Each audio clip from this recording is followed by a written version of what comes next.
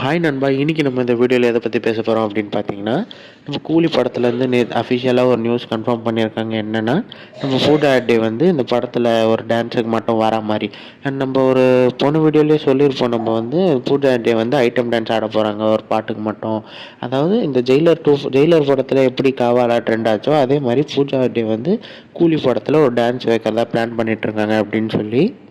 And அதே மாதிரி தான் வந்து அந்த அந்த நியூஸும் இப்போ கன்ஃபார்ம் ஆகிடுச்சு. அண்ட் முறையாக லோகேஷ் கனகராஜ் சார் வந்து கூலி படத்தில் ரஜினி சாரோட ஒர்க் பண்ணுறதுனால இது ஒரு பக்காவான கிளாஸ் மாஸ் சேர்ந்த படமாக இருக்கும் ரஜினி சாருக்கு. அண்ட் ரஜினி சார் நடிச்சிருந்தே இது வந்து ஒரு வேறு லெவலான ஒரு கேங்ஸ்டர் படமாக இருக்கும் அப்படின்னு சொல்லிகிட்ருக்கு.